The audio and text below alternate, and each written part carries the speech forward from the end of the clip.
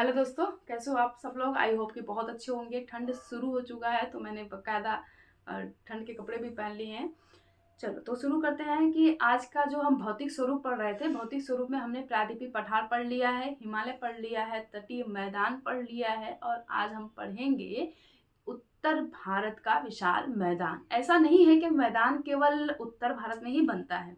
दक्षिण भारत में डेल्टा क्षेत्र, जो पश्चिमी तटीय मैदान और पूर्वी तटीय मैदान ऑलरेडी हमने पढ़ लिया है। लेकिन सबसे विशाल मैदान भारत में कहाँ बनता है? उत्तर भारत में। वो हिमालय के गर्त क्षेत्र में, जहाँ पे हिमालय के निर्माण के बाद समानांतर तैतीस सागर के निक्षेप जब ऊपर चले गए थे तो जो गर्त बना था वही सेक्टर अवसाद से भर गया और मैदान का निर्माण हुआ। पूरे विश्व में सबसे ज्यादा उपजाऊ मैदान कहीं पाया जाता है तो वो है इंडिया। चीन से भी ज्यादा, चीन की तुलना में हमारे पास फर्टाइल लैंड, प्लेन एरिया बहुत ज्यादा है। फिर भी देखेंगे एग्रीकल्चरल प्रोडक्शन में चीन टॉप पे है और हम सेकेंड थर्ड ऐसे प्लेस पे आते हैं। तो हमारे यहाँ टेक्नोलॉजी और हमारे पॉपुलेशन इतनी ज़्यादा है कि प्लेन एरिया में तो लोग एकदम ठुसे पड़े हैं। ठीक है, तो इस वजह से उत्पादक भूमि का सेक्टर बहुत छोटा है सबके पास, तो उत्पादन थोड़ा प्रभावित होता है। क्लियर है। दूसरा बात करेंगे, यदि हम अमेरिका से तुलना करें तो अमेरिका में भी अच्छा खासा उत्पादन होता है, लेकिन प्रॉब्लम है कि वहाँ की जो प्लेन एरिया है वो तो मैक्सिमम बर्फ से ढके हैं। हमारे यहाँ तो ऐसा कोई प्रॉब्लम नहीं है। चीन में बारिश नहीं हो रही है, मैक्सिमम मरुस्थल है, और हमारे यहाँ भी ऐसा कोई प्रॉब्लम नहीं है। तो हम लोग बहुत यूनिक टाइप के हैं, लेकिन हम लोग अपने संसाधन का सही प्रयोग नहीं कर रहे हैं। और यदि हम सही तरह से प्रयोग करें तो पूरे विश्व में हमको पाने वाला कोई नहीं होता है। ये अपने आप को मोटिवेट करने के लिए। चलो तो उत्तर भारत के विशाल मैदान की बात करेंगे। उत्तर भारत का विशाल मैदान जब आप देखेंगे तो आप इसको हिमालय के पैरेलल पाएंगे। ठीक है, ये हिमालय का निर्माण हुआ उत्तराखंड, इधर हम नेपाल चले, इधर सिक्किम, भूटान में भी है, अरुणाचल प्रदेश में भी है। ये हिमालय सेक्टर मिल गया, पूरा हिमालय है। क्लियर है। और हिमालय से कई नदियां निकलती हैं। जब हम हिमालय पढ़ रहे थे तो यहाँ पश्चिम से यहाँ पूर्व तक की भारतीय हिमालयी सीमा की लंबाई थी लगभग 2400 किलोमीटर। ठीक है, कितनी थी? 2400 किलोमीटर। तो आप समझ सकते हैं कि जो प्लेन एरिया है, इस प्लेन एरिया का भारतीय क्षेत्र में जो लंबाई है ये, वो भी लगभग कितना होगा?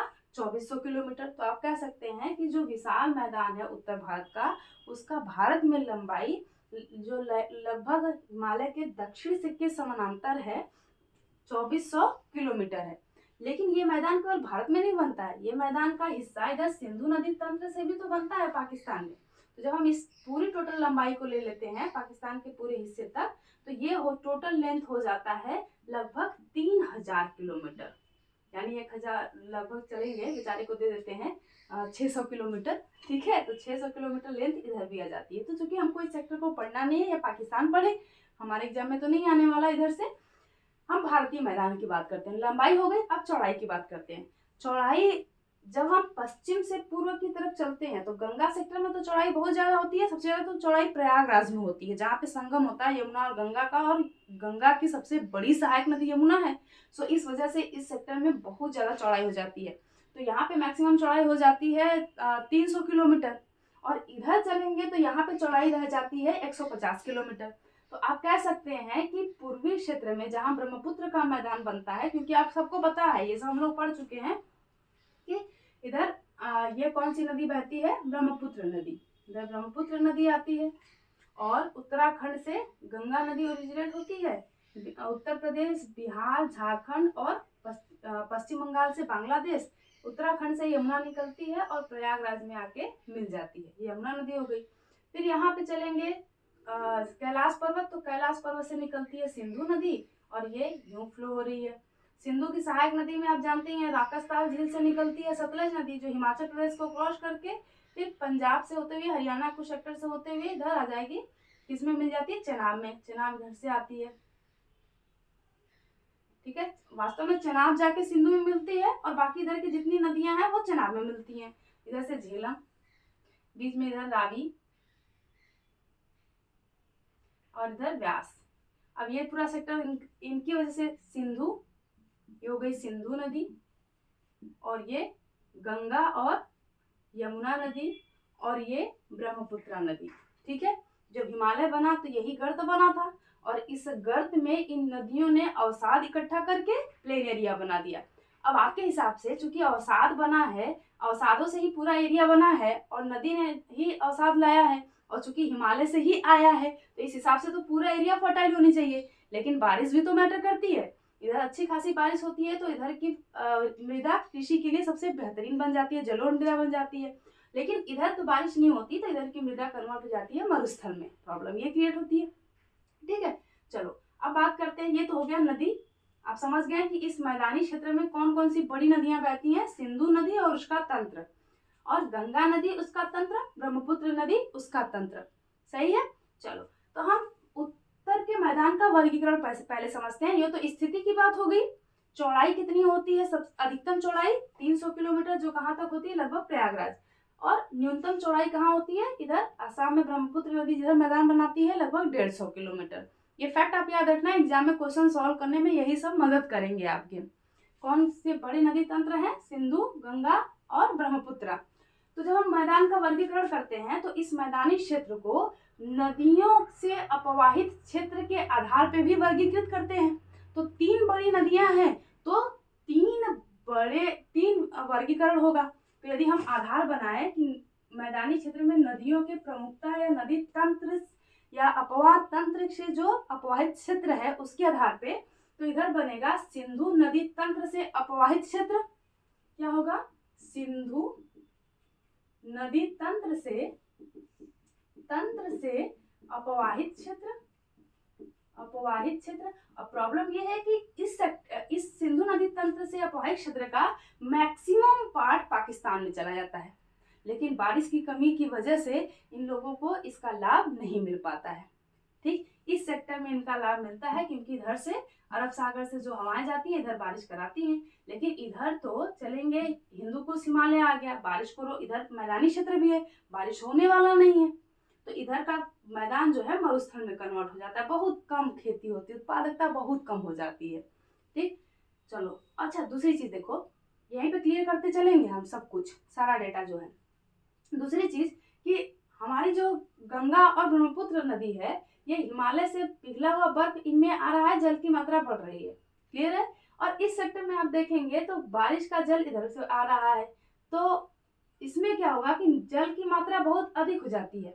ये बारिश अच्छी खासी होती है यहाँ पे, ऐसा नहीं कि 15 सेंटीमीटर से कम है मरुस्थल बन जाएंगे, लगभग 100 सेंटीमीटर 50 सेंटीमीटर तक होती है। ठीक ठाक।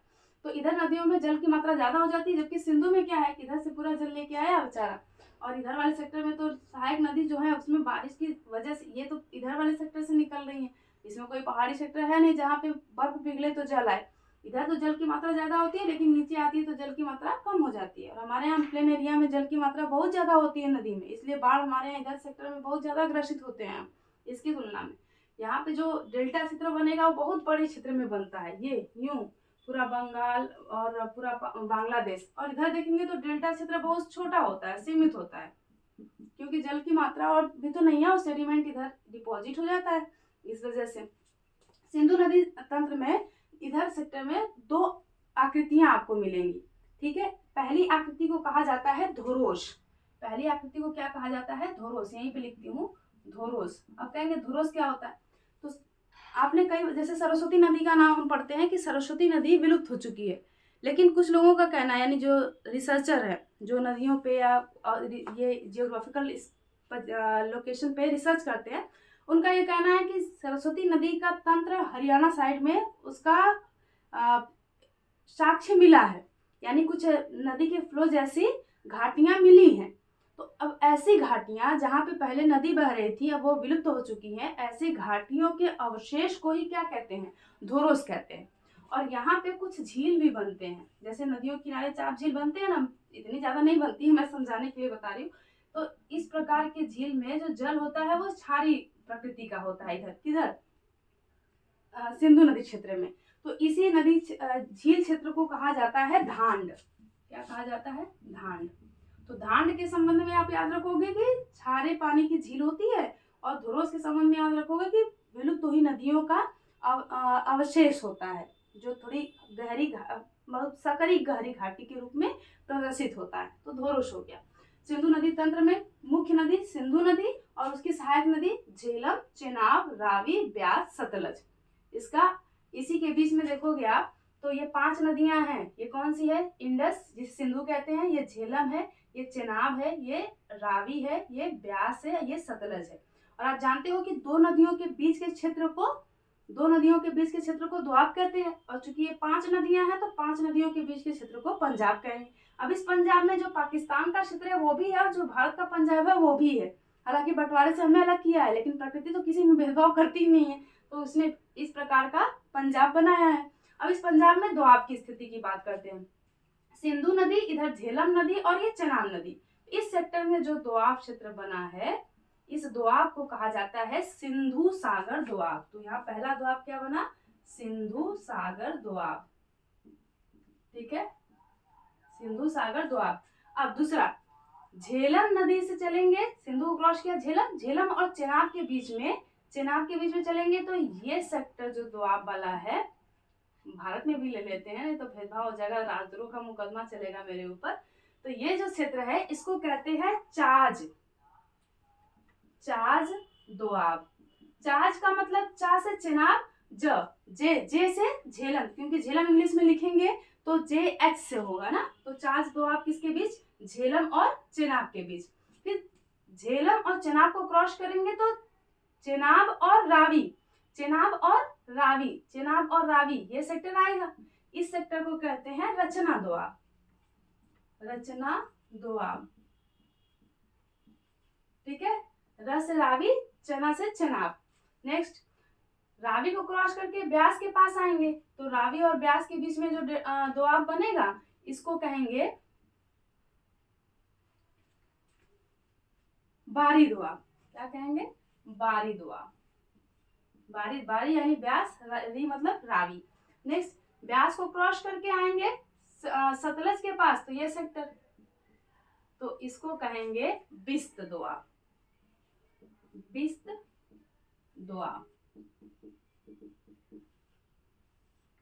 ठीक है, बिस्त दोआब। तो अब देखो जरा, सिंधु नदी तंत्र में कितने दोआब बने? 1 2 3 4 5, 5 दोआब, तो इसीलिए इसको बोलते हैं पंजाब। ठीक है, पंजाब, इन 5 दोआब का पश्चिम से पूर्व क्या क्रम चलेगा? सिंधु सागर, चाज, रचना, बारी और बिस्त। क्लियर है? ये दोआब क्षेत्र ये बहुत फर्टाइल लैंड है, इस वजह से यहाँ पे प्रोडक्टिविटी बहुत ज्यादा है। तो जब आप देखेंगे कि चावल का उत्पादन तो वेस्ट बंगाल में ज्यादा होता है, क्योंकि डेल्टा क्षेत्र है, उस पर बात करेंगे, लेकिन चावल की उत्पादकता और गेहूं का उत्पादन यूपी में ज्यादा होता है, लेकिन गेहूं की उत्पादकता, क्योंकि फर्टाइल लैंड है, दोआब क्षेत्र है, तो और इस वजह से यहाँ पे प्रोडक्टिविटी, चूंकि यहाँ पे ग्रीन रिवॉल्यूशन का भी इम्पैक्ट पड़ा है, एक रीजन टेक्नोलॉजी भी है, टेक्नोलॉजी कहीं पहुंच जाए तो उत्पादन क्षमता बढ़ जाती है। तो पंजाब और हरियाणा सेक्टर में उत्पादकता काफी ज्यादा है, तो आप लॉजिक लगा सकते हो कि ज्योग्राफिकल और टेक्नोलॉजी का यूज करके लॉजिकल उत्तर दे सकते हो, ये अप्रोच आपको रखना पड़ेगा। चलो, अब सिंधु नदी के बाद नदियों के आधार पे पहली प्रमुखता हो गई, दूसरी प्रमुखता में आएंगे गंगा नदी तंत्र। और इस पूरे मैदानी क्षेत्र में सबसे विशाल मैदानी क्षेत्र कौन बनाता है? गंगा नदी तंत्र बनाता है। ठीक है, दूसरा हो गया गंगा नदी तंत्र से अपवाहित क्षेत्र। गंगा नदी तंत्र से अपवाहित क्षेत्र किधर चलेगा? इधर उत्तराखंड, हिमाचल प्रदेश और हरियाणा। इधर हरियाणा जो है ये विभाजक रेखा है, जल विभाजक क्षेत्र है, इधर के तंत्र को अलग करता है, इधर के तंत्र को अलग करता है। ठीक है, जल विभाजक का मतलब होता है कि वो जो दो बड़ी नदियों के अपवाह तंत्र को अलग करते हैं। तो हरियाणा थोड़ी ऊंचाई पर है, ठीक है, तो ये वहां पे बनाती हैं जल विभाजक क्षेत्र। यह है गंगा यमुना। और आप जानते हैं कि गंगा की सहायक नदी है रामगंगा, गोमती, घाघरा, गंडक, कोशी, महानंदा। और यमुना की सहायक नदी सहारनपुर में हिंडन आती है, फिर गिरी नदी है, कई सारी छोटी, उसकी बात नहीं करेंगे। और मालवा प्लेट्यू से चंबल रिवर आती है, फिर सिंध छोटी सी रिवर फ्लो होती है, इधर सिंधु अलग है, सिंध अलग है, बेतवा रिवर आती है और केन रिवर आती है। ये सहायक नदी हो गई किसकी? चंबल, सिंध, बेतवा, केन। इसके अपवाह क्षेत्र से बने हुए मैदान हो गए। इधर सोन रिवर आती है, इसके अपवाह क्षेत्र से बने हुए मैदान हो गए। इधर हुगली फ्लो होती है, इधर दामोदर इसकी ट्रिब्यूटरी है। देखें पूरा मैदानी क्षेत्र, और ये प्रयागराज में सबसे ज्यादा चौड़ा मैदानी क्षेत्र बनाता है। तो अब इस सेक्टर में इस सेक्टर में पूरे मैदान का सबसे उपजाऊ और सबसे बृहद क्षेत्र मिलता है किसका? उत्तर भारत के मैदानी क्षेत्र का। क्लियर है? चलो बाकी जब स्थलाकृति पे आएंगे तो इसके संबंध में हम डिस्कस करेंगे। अब यहाँ पे देखो कितने दोआब बन रहे हैं, ये सब दोआब है, ये सब दोआब। लेकिन ये दोआब इतने चौड़े चौड़े हैं कि जब बाढ़ आती है नदियों में तो कुछ ही क्षेत्र तक पानी पहुंच पाता है, बाकी में नहीं पहुंच पाता है। तो गंगा नदी तंत्र हो गया। तीसरा है जो पूर्वोत्तर राज्यों में है, स्पेशली असम में, उसको कहते हैं ब्रह्मपुत्र नदी तंत्र। ब्रह्मपुत्र नदी तंत्र, नदी तंत्र द्वारा अपवाहित क्षेत्र। ये विशेषता कहाँ पे है? आसाम में है, आसाम। ठीक है, फिर बांग्लादेश में चला जाएगा जो हमको पढ़ना नहीं है। ये ब्रह्मपुत्र नदी मानसरोवर से निकलती है। ठीक है, बाकी नदी सेक्टर में बात करेंगे। ये हो गया नदियों की प्रमुखता के आधार पर मैदानी क्षेत्रों का वर्गीकरण। अब बात करते हैं स्थलाकृति के आधार पर भिन्नता। सामान्यतः यह मान लिया जाता है कि मैदानी क्षेत्र का मतलब एकदम प्लेन एरिया, पर ऐसा नहीं है। ठीक है, हम किसी चीज को एक ही छवि में बांध देते हैं तो हम उसकी डाइवर्सिटी को नहीं समझ पाते हैं, जिससे हमारा दृष्टिकोण बहुत सीमित रह जाता है। इस वजह से हर छोटे स्तर पे अध्ययन करना बहुत जरूरी है, लेकिन बहुत छोटे स्तर पे भी जाओगे तो आप कॉम्प्लिकेशन बहुत ज्यादा हो जाएगा, तो चीजें समझ में नहीं आएंगी। तो हम मोटी मोटा बात करते हैं। तो स्थलाकृति के आधार पर इस मैदानी क्षेत्र को 4 मुख्य भागों में बांटा गया है।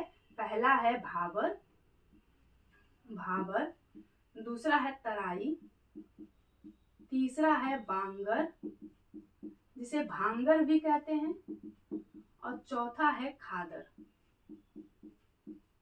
ठीक है, ये 4 स्थलाकृतियां बनती हैं इस मैदानी क्षेत्र में। कैसे बनती हैं? इनका जो निर्माण है वो मृदा के कणों के साइज के आधार पे है, और दूसरी चीज निर्माण है कि वो किस प्रकार के क्षेत्र का निर्माण करते हैं। ठीक है, कैसे उनका क्रम है, तो उसको देखो आप।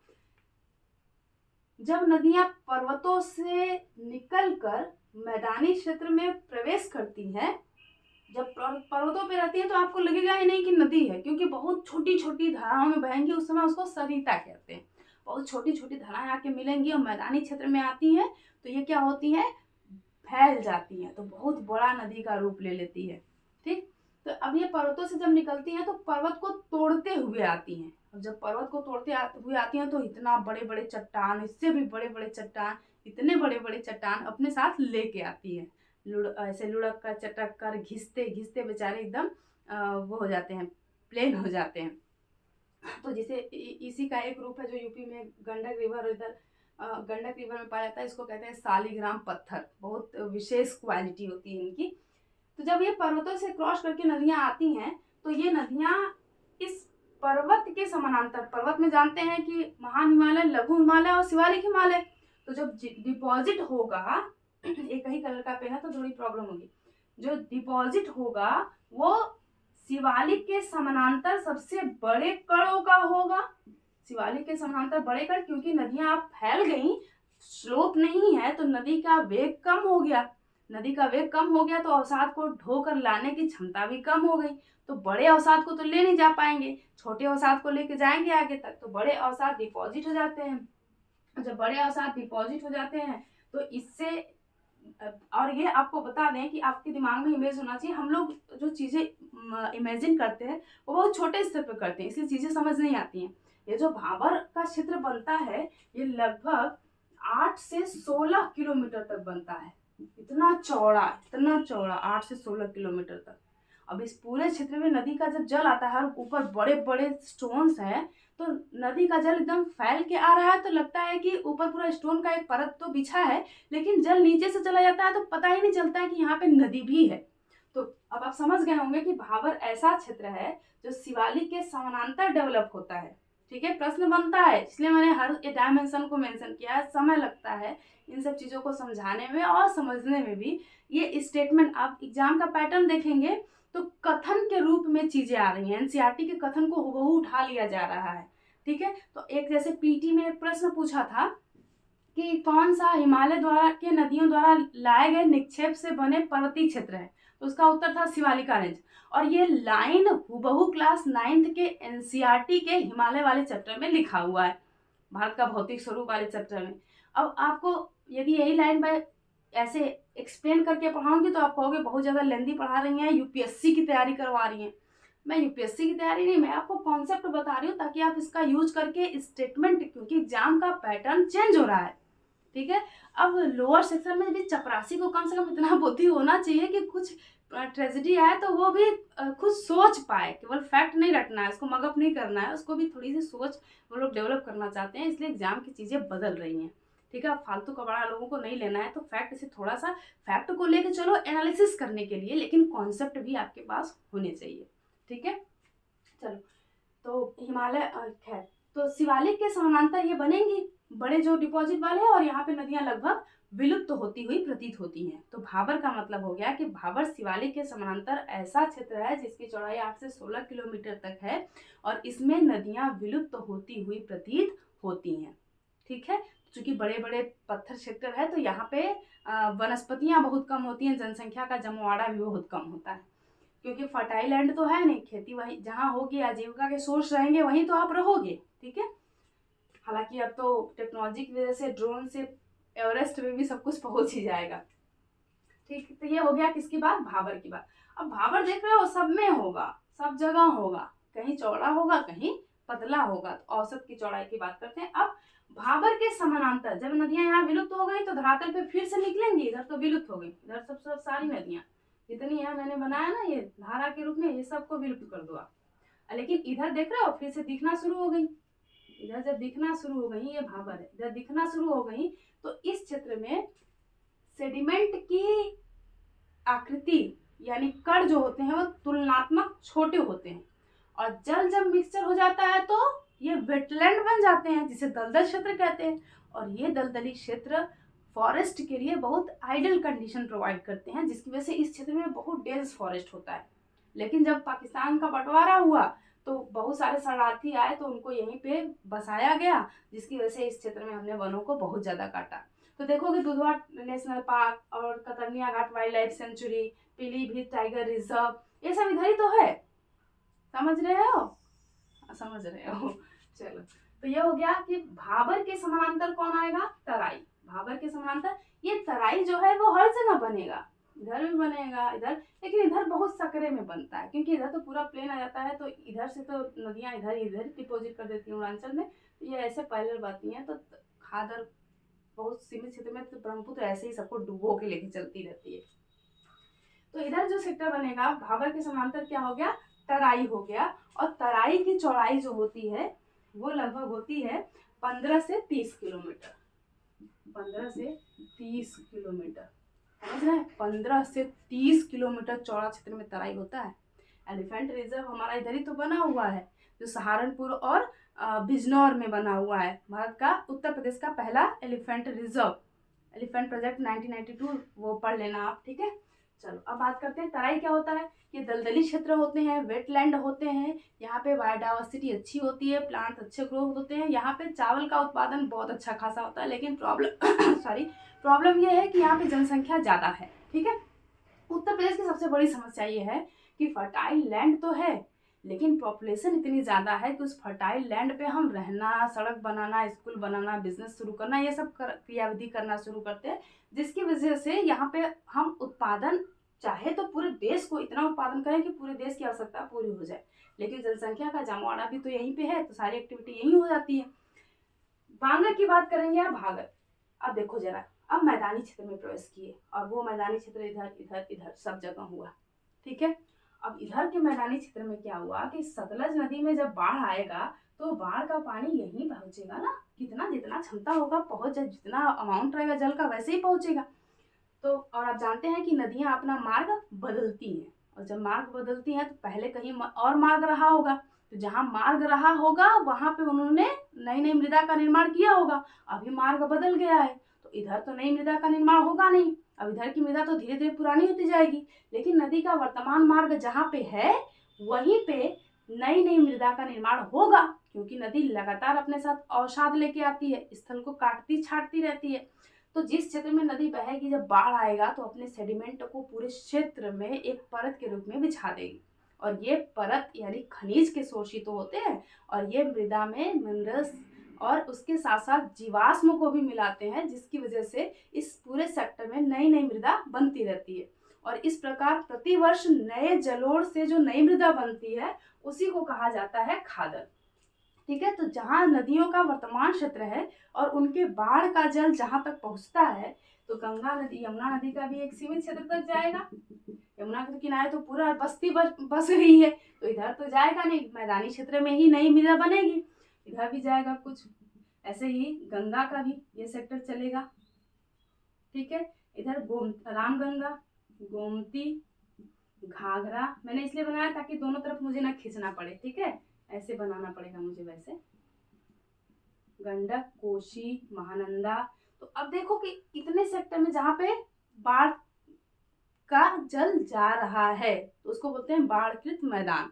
तो जहां तक बाढ़कृत मैदान बनेगा वहीं पे बाढ़कृत मैदान बनेगा, वहां पे नवीन जलोढ़ बनेंगे। क्या बनेंगे? नवीन जलोढ़। और ये नवीन जलोढ़ सबसे ज्यादा फर्टाइल होते हैं गेहूं, चावल, गन्ना आदि अनाज के उत्पादन के लिए। ठीक है, सॉरी। अब ये खादर यदि पंजाब में सिंधु नदी भी बनाएगी और उसकी सहायक नदी तंत्र भी बनाएंगी, ब्रह्मपुत्र नदी भी बनाएगी और गंगा की ये सब भी नदी तो बनाएंगी। ठीक है, तो पंजाब में जो खादर बनता है उसको कहा जाता है बेट का मैदान। बेट का मैदान कहाँ पे? पंजाब में। ये छोटे छोटे फैक्ट हैं, आप इसको याद रखना। ठीक है, राजस्थान में, इधर राजस्थान वाला सेक्टर भी है, तो अरावली के पहले इधर भी बनती है ये मैदानी क्षेत्र। अभी हम आएंगे इस पे प्रदेश में, तो फिर प्रदेश का विभाजन होगा। तो यहाँ पे जो मैदान बनता है उसको कहा जाता है रोही। खादर का मैदान जो राजस्थान के पूर्वी क्षेत्र में बनता है उसको कहते हैं रोही। ठीक है, चलो ये हो गया खादर का मैदान, बहुत उपजाऊ होता है। ठीक, नेक्स्ट। अब ये वाला जो क्षेत्र बचा, ये अब इस क्षेत्र में पहले नदियों का मार्ग था। नदी ने ही तो पूरा गर्त को समतल बनाया है, तो नदी के ही तो अवसाद हैं। बस अंतर ये है कि वे पुराने अवसाद हैं और ये नए बनते जा रहे हैं। तो इस प्रकार जो पुराने अवसादी क्षेत्र हैं, पुराने अवसाद से बने हुए क्षेत्र हैं नदियों द्वारा, उसी को क्या कहा जाता है? भांगर या बांगर। राजस्थान में उसे राजस्थानी बांगर कहते हैं। ठीक है, चलो नेक्स्ट क्या है? कहाँ तक पहुंचे हम? तो समझे आप कि भाबर और तराई, भाबर, तराई, खादर नवीन जलोढ़ मृदा, बांगर पुरानी जलोढ़ मृदा, जो लगभग यहाँ की मृदा जो होती है बंजर, अब तो वर्तमान में बंजर हो चुकी है। उत्तर प्रदेश में इस क्षेत्र में जो है बांगर क्षेत्र में, उत्तर प्रदेश में जो बांगर क्षेत्र आता है, इस सेक्टर में कैल्शियम कार्बोनेट का बहुत ज्यादा अधिकता हो जाता है, जिसको हम कंकड़ कहते हैं। कहते हैं कंकड़ीली मिट्टी है कंकड़। इस कंकड़ को आप चलाएंगे तब तो वो सफेद सफेद लाइन दुधिया जैसा छोड़ता है। ठीक है, तो ये इंपॉर्टेंट है। चलो ये हो गया। अब आप बात करते हैं किसके? प्रदेश के आधार पे। तो प्रदेश के आधार पे आप समझ ही सकते हो कि हम भारत का पढ़ेंगे, इधर पाकिस्तान का नहीं पढ़ेंगे। इधर पंजाब में, हरियाणा में जो मैदान है वो पंजाब हरियाणा का मैदान हो गया। सही है, पंजाब हरियाणा का मैदान। राजस्थान में जो मैदानी क्षेत्र बना है ये भी तो हिमालय के बनने से गर्त, इधर पूरा हिमालय था इधर, और इसकी वजह से पूरा गर्त ही तो बना था ऐसे। तो इस गर्त में जब डिपॉजिट हुआ तो ये पूरा मैदान बना। हालांकि यहाँ पे बारिश कम हुई तो ये बेचारे मृदा में, मरुस्थल में कन्वर्ट हो गए। और राजस्थान का मरुस्थली भाग हम लोग पढ़ चुके हैं, उसमें भी मैंने बताया कि ये कैसे बना हुआ है, कैसे इस गर्त में डिपॉजिट हुए हैं।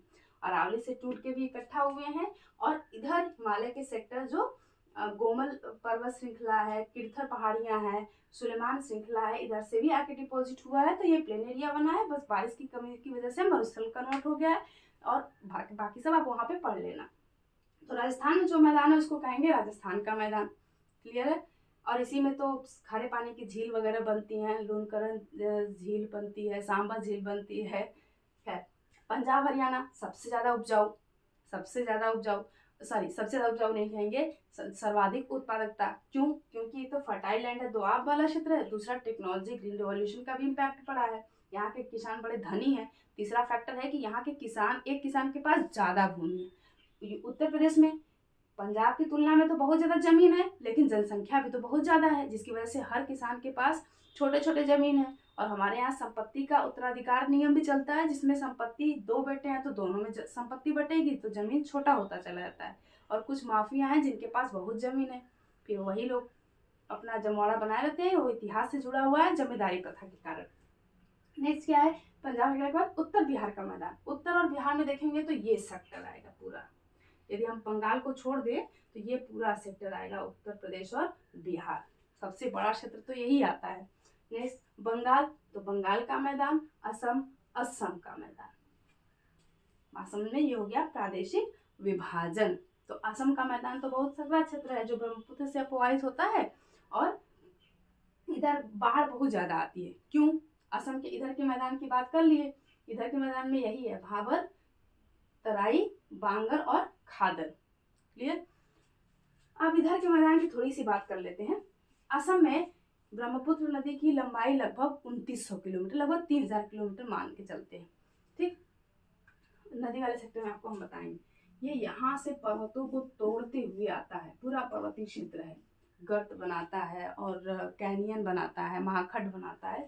ठीक है, अब इसको क्रॉस करके जब ये मैदानी क्षेत्र में आता है तो अवसाद की मात्रा बहुत ज्यादा हो जाती है, और इस अवसाद से और ये अवसाद मैदानी क्षेत्र में डिपॉजिट होता है। जब डिपॉजिट होता है तो ब्रह्मपुत्र देखो कि यूं बहती है, ये ब्रह्मपुत्र नदी आ रही है मुख्य धारा।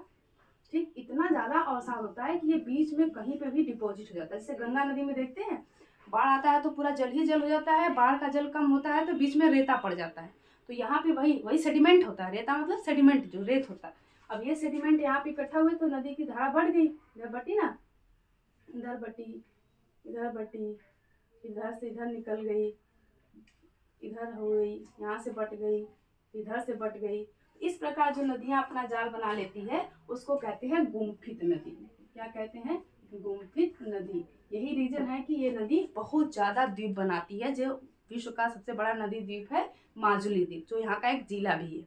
और यही रीजन है कि सैंड डिपॉजिट बहुत ज्यादा होता है, और हम यदि डिपॉजिट को निकाल के यूज नहीं करेंगे, यानी बालू को आप निकालोगे नहीं, तो लगातार लेवलिंग तो होती जाएगी ना, स्लोप कम होता जाएगा, ये क्षेत्र क्या होगा, ऊंचा होता चला जाएगा। तो थोड़ा सा भी जल की मात्रा बढ़ेगी, बारिश ज्यादा हो गया तो आसपास का पूरा क्षेत्र जलमग्न और बाढ़ की स्थिति हो जाती है। इसीलिए असम में देखेंगे बहुत जल्दी बारिश होती है। एक तो इधर सेक्टर में अच्छी बारिश भी होती है, 200 सेंटीमीटर, 100 सेंटीमीटर, 300, 400 सेंटीमीटर। इधर चलेंगे मौसम राम से चलेंगे तो बारिश इधर कम होती है, लेकिन यहाँ समझ लो कि 400 सेंटीमीटर बारिश हो रही है, तो इधर 200 सेंटीमीटर बारिश हो रही है। और इधर हिमालय से हो के आ रहा है, इतनी लंबी नदी है, ट्रिब्यूटरी भी है, तो प्लेन एरिया भी है, सेडिमेंट भी ज्यादा आ रहा है, तो बाढ़ पीड़ित मैदान बहुत ज्यादा बन जाते हैं, बाढ़ की बारंबारता बढ़ जाती है। तो सरकार को क्या करना चाहिए कि सेडिमेंट को निकाल के यूज करना चाहिए, तो जिससे बालू भी सस्ता हो जाता है। ये लोग निकालते नहीं है ना, इसलिए बालू महंगा होता है, घर भी नहीं बन पाते हैं अपने, तो ये इसकी प्रॉब्लम है। तो इस तरह से उत्तर के मैदान का हमने क्या किया, वर्गीकरण किया। किस आधार पे?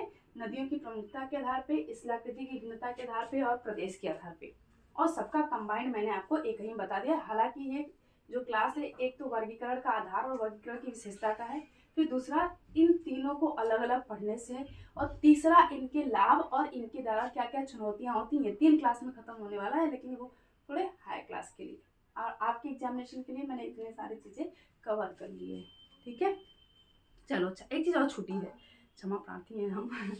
चलो, ये जो यमुना नदी है यहीं पे है दिल्ली। ठीक है, तो यमुना नदी और इधर से कुछ छोटी छोटी नदियां आती हैं, इधर जो मैदानी क्षेत्र बनता है, इधर जो सेक्टर बनता है, उसको कहा जाता है रुहेलखंड। क्या कहा जाता है? रुहेलखंड।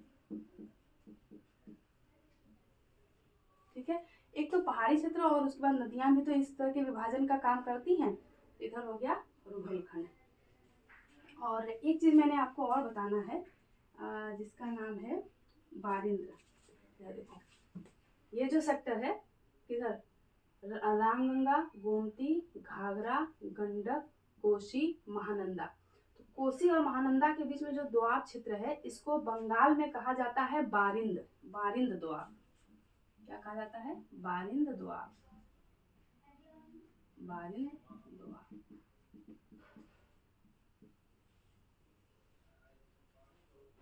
ठीक, चलो अब इसको इसी पे ख़त्म करते, नहीं बहुत ज़्यादा हो जाएगा। Thank you.